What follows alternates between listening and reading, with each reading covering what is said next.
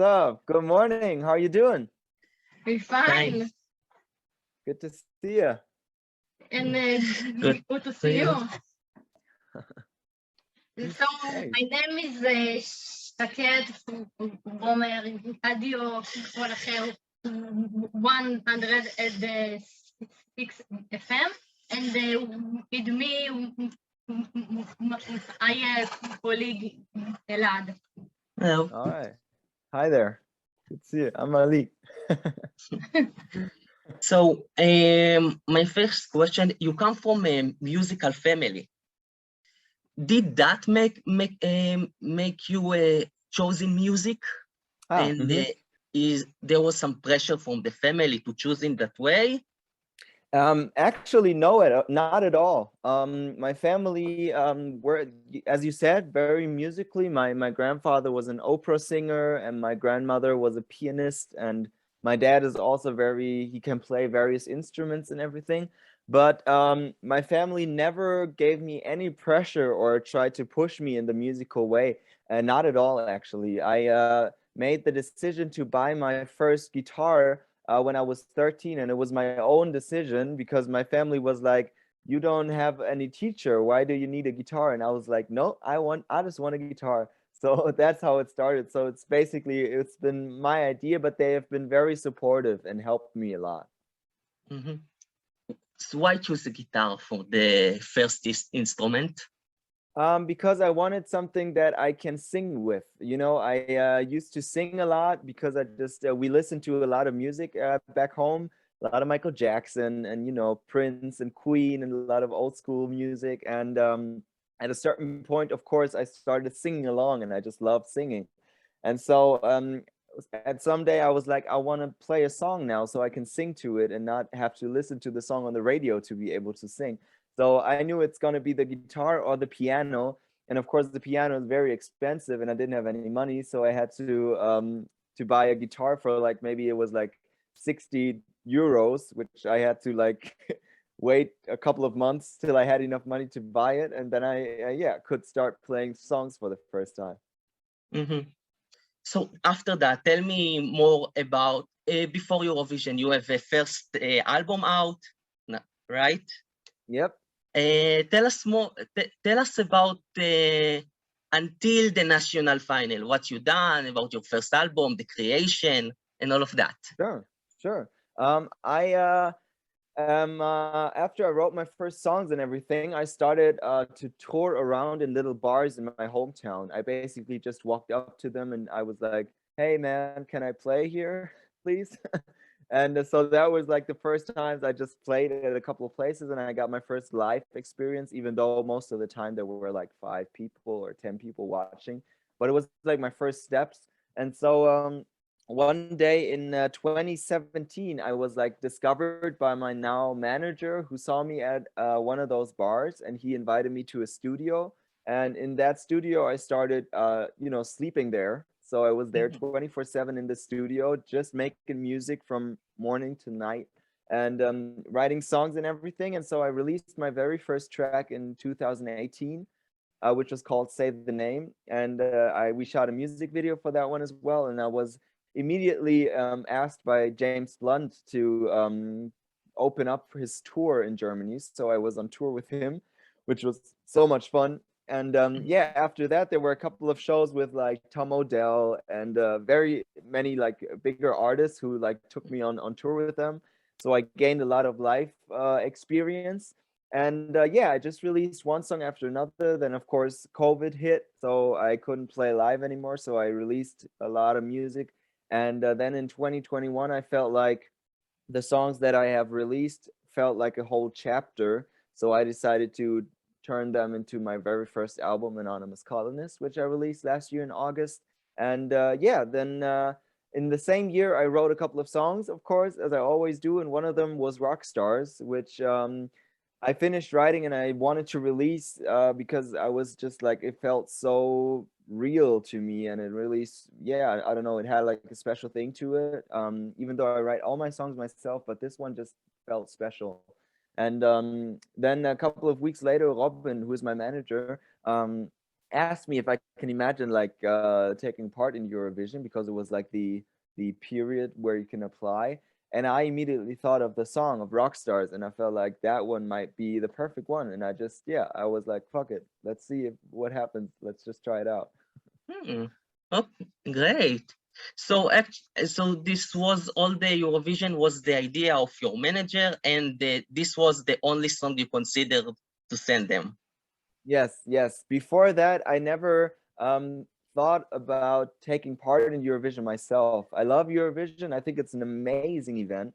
But I don't know why. It never occurred to me to myself play there until Robin asked me, and I thought of the song Rockstars, and I was like, I feel like that one's perfect. So that's how it happened. Yeah.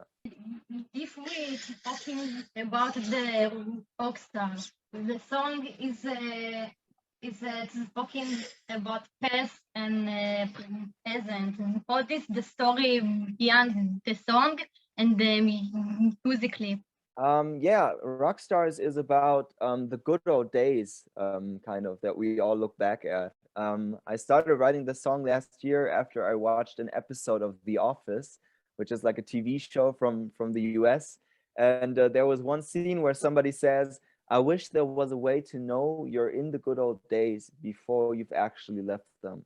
And that sentence really hit deep for me. It was like I immediately started to cry and everything because it was so true. I realized how much time I spent in the past, thinking about my childhood and my youth and comparing myself to who I was a couple of years ago when things were a little easier and I didn't think about so much. And I was just like there was just like lightheartedness and simplicity in life. And that kind of got lost by when I was growing up and I got caught up in doubts and worries and just overthinking more and more. And yeah, I realized that I kind of left those good old days. And that was like a very heart moment, heart realization.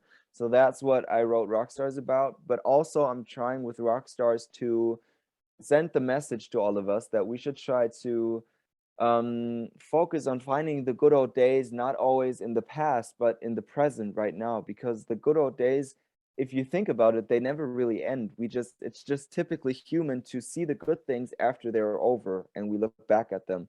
But instead, we should try to see the good things right here, right now, because they're happening right now. They're all around us, but we just tend to search for them in the past, and we should change that, because if we manage to do that, and if we manage to find the good old days in the present and in every single moment right here and right now, then the good old days never really end, you know. Mm-hmm. And the music video? Oh yeah, the music video. I was for me, when I think about the past and the good old days, I don't know why, but I always think about old houses that are empty, because it feels like that's where you grew up, and that's like this it's still a image of your childhood, because it's still there kind of, but you're not there anymore. You know what I mean? So I definitely wanted to shoot the music video at like this old left out house.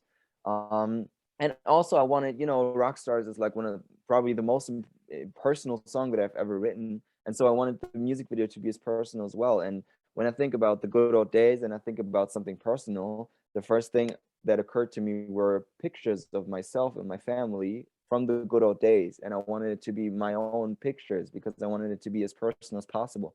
So the whole video is just me wandering around this old house and just like having these memories pop up in form of these pictures and everything, and just me performing the song in that house. Mm-hmm.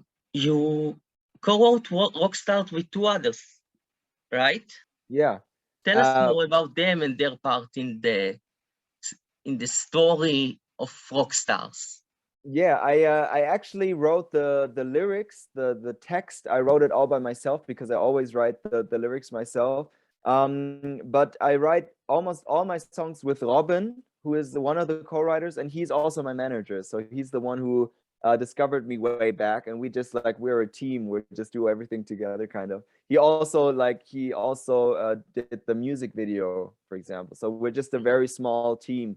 And Marie also, she had like the one of the first ideas for the very first melody in the chorus, which is like the da da da da da da da da. So that was like this, and then we were in Sweden actually when we were writing this song, and yeah, we did like it was at first it was just a guitar song, so I just picked up the guitar, I played the chords, we got the chorus, then I wrote the first verse, and then back when we were in Germany, I saw the Office episode, and then after that episode I just wrote the whole song. Fantastic. Tell us about how you experienced the German selecting processing before the national final, the actual national final with the other 5 contestants, how it went. Oh, it was all just beautiful, actually. I was very relaxed all the time because I was just happy to be a part of it and just happy to, you know, play my song on this huge show. And so before the national final, I didn't, you know, we had like a couple of, it felt like a contest. Because you just step up on a very small stage in front of a jury and play your song. And then a couple of weeks later, they told me that they really liked it, kind of, and that I was going to be in the final, in the German final. And that was already like huge for me. So I was like, woo, all right, cool.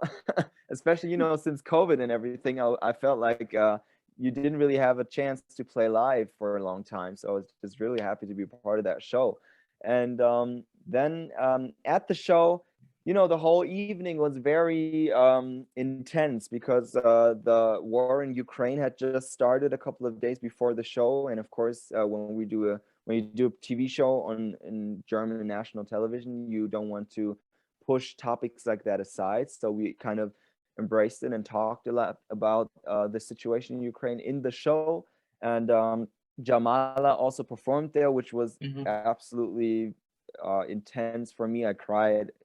It was crazy. So the whole evening was very complex in and of itself, but still that moment when they said that I won, it was just like, as you could see if you watched the show, I was just like completely overwhelmed. I didn't even know what was happening. It was like I don't know, like a dream or something. And yeah, ever since then I'm just enjoying the ride. It's been absolutely amazing, and I'm so happy to be a part of all this. Great. Now, when we talk about Eurovision, I need to ask, what is your favorite German entry of all time? Ooh, favorite German entry of all time. Let me think. I'm between Michael Schulte and Lena. I think I'm gonna have to go with Lena. I think every German says that, but it is an uncomparably good. It was such a good performance because not just because the song was great, but because I feel like she was like 18 or 19, so she was a child, but she was standing on that huge stage and just delivering a performance that was just perfect. You know, she was just like so lighthearted. She was just enjoying herself. In the end, she was like, woo! You know, so it was just like you had to smile while watching, and it was just like infectious and in such a positive way, and the whole energy was just so great. And yeah, I think she was a deserved winner, and I feel like that probably, yeah, it might have been the best German entry ever for me. Great. And now you've been almost in all the pre-parties. You toured Europe. Yep. How it went? How is to meet different participants from other countries? The experience in every venue. Yeah, it was crazy. I was in Stockholm, London, Tel Aviv, Amsterdam, and Madrid. So I only missed Barcelona. And I right at the beginning, I said I don't want to miss anything. I want to see all the events. I want to be part of it all. And it was such a good decision because it was so much fun. It was just perfect, actually. I met all the other artists who are so. I feel like we're all friends from like a class, and we're just all on a school trip and having fun. So it's so funny. And yeah, I really made a couple of friends, and it was also great to meet so many people from other countries and to like meet fans in places that I myself have never been to, but who know my music. That was just crazy for me. So there are so many beautiful moments, so many beautiful experiences. And yes, the stages were so different every time because, for example, London was in the Hard Rock Hotel lobby, which felt really crazy because it was like just a hotel lobby with a small stage, but it was packed with people. And if you compare that to, for example, Amsterdam, which was the Heineken Music Hall, which is one of the most famous music halls in the world. You know, 21 Pilots, Amy Winehouse, they all played there. And that was like a huge, huge arena. Um, and then you can compare it to Israel, for example, where we were in an actual arena with like a lot of camera movement and everything. So that felt like a TV show in and of itself, which was crazy as well. And yeah, Madrid was then a little bit smaller, but so many people and so much energy in the whole room. So yeah, every pre-party was different, but the thing that was same every time was that it was just a great experience with all, you know, all the other artists, all the fans, and just having a party afterwards and just playing my song in different countries. It was just, yeah, absolutely amazing. Is there anything from there that you will remember forever? Something that Oh, happened, that something that you saw? there's a lot actually. There's a lot I won't remember. Maybe one very crazy moment for me was when we were in Tel Aviv, which is, you know, I've never been to Israel in my life before, so I didn't know what to expect, and I felt like, you know, nobody knows me there. It's a country I've never been to. How will people know me? And I got off the bus, and there was like people standing there and just like cheering and screaming my name and singing my songs, and I really got goosebumps all over the place because it was so crazy to me to be in a place I've never been to, but still have people who know me there and who love my music and everything. So that was probably a moment and an experience that I'm never gonna forget. Okay, and let's talk about Israel calling, because Israel is our country. What is your impression from Israel calling and the Israeli fans and Israel? Oh, it's all I don't know, it's just it's hard to explain because it was one of the greatest trips of my life, to be honest. I love Israel. I already told my people that I have to come back to visit the country and just have like a week at least to just meet all these beautiful people. I mean, we had the chance to um, look around in Tel Aviv a little bit and Jerusalem. And I mean, Tel Aviv is such a cool city because people are so active. Everyone's jogging. There's dogs everywhere. There's so many dogs, and I love dogs. And people were just like smiling all the time. So that's like something that, yeah, that just brights up your day immediately. And the Israel fans were just so lovely because, as I said, I was not expecting to, you know, visit that country I've never been to and still have so many people who like me. And, you know, we were before the show, Israel Calling, me and Robin, we were just like wandering around the arena because we wanted to enjoy the sun instead of being, you know, in the arena. So we're just like walking around, and so many people came up to us and asked me for autographs and pictures. And they were so kind because, you know, there are fans who are like very pushy, but they weren't at all. They were so cute, and they were like, "Hey there, may we have a picture?" You know, they were so cute, and I took thousands of pictures and did autographs and everything. It was so beautiful, and of course, the show was amazing. Mhm. I absolutely loved all of it. I loved every single moment. It was just like so intense and so huge. It was like the actual arena and all the camera movement. It was like a huge TV production, and I thought it was just going to be like a little show because it was after London, so it was after the show in the hotel lobby, which was like pretty small and everything. And we really didn't expect to go from little hotel lobby to huge arena with cameras and fans and everything. So that was absolutely amazing. I was in the Israel calling in the audience. It was wow, just Yep. wow. Right. Yeah. But you guys can sing. I can say that. The Israeli people, they sung so much. It was beautiful. Mhm. There is a question that I ask every participant I talk to.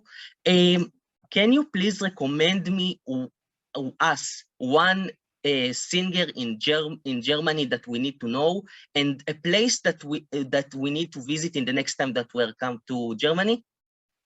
Let me see. I might go with. Oh, there are a lot. Let me see. Only one. Okay. You can name some. That's okay. Yeah, I can name some. Okay. Max Herre, for sure. Captain Peng, who is he's like a rapper, but he's like a genius. He has like, it's so deep and it's crazy. Clouseau, also amazing. Yeah, I mean, those might be my top three. Oh, and Joy Dinalani, she's also absolutely amazing. Those four. Mhm. And what was the other thing? A place in Germany? A place in Germany to visit Yes. in the next time. Oh, please come to Landsberg. That's my hometown. It's a small city close to Munich, and it's absolutely beautiful. You're gonna love it. I can promise you that. Landsberg am Lech. I have a question. Do you have a favorite in this Do I have a year? favorite? Yes. I got a few favorite songs for sure. I love the one from Belgium, "Miss You" by Jeremy. That's and like the a, Dot Poa goes to. oh, 12 points. Okay, let me think. 12 What is your points. Dot Poa? Oh gosh, 12 points I will give to, let me think. Oh god, that's a lot of pressure. 12 points go to, you know what, for me, 12 points go to Kalush Orchestra actually this year. Because I also, not just because of the situation, but I also really love the song, to be honest. It has like this, it just makes me dance every single time, and I'm a rap fan, and it has these rap Great verses song, which are yeah. very succinct. Yeah. It's very So, great and the whole song. staging and everything, and yeah, they're just pretty cool dudes. So 12 points go to Kalush Orchestra for me this year. And for me, I want to ask you in a week goes to Turin, right? Week. Yes, on the 4th of May. 4th of May. What are you doing until then, and what's your plan after Eurovision? So until the 4th of May, you mean? What I'm gonna do? Yes. Oh, there's a lot actually. I have a lot of interviews and a lot of preparations, and today and tomorrow I got my last days of rehearsal for my tour, because 2 days after Eurovision I will go on tour through Germany, which is my first big headliner tour. It was actually supposed to take place in 2020. But it was, due to COVID, it had to be postponed 4 times, and now it's finally going to happen, and it's going to start on May 16 in Hamburg, and I'm so much looking forward, because I can't wait to finally, play all my songs live again. So that's like the biggest plan for me after Eurovision, my tour, and just a lot of festivals and a lot of, just standing on stages and playing live. That's what I'm really much looking forward to this year. Maybe a European trip after?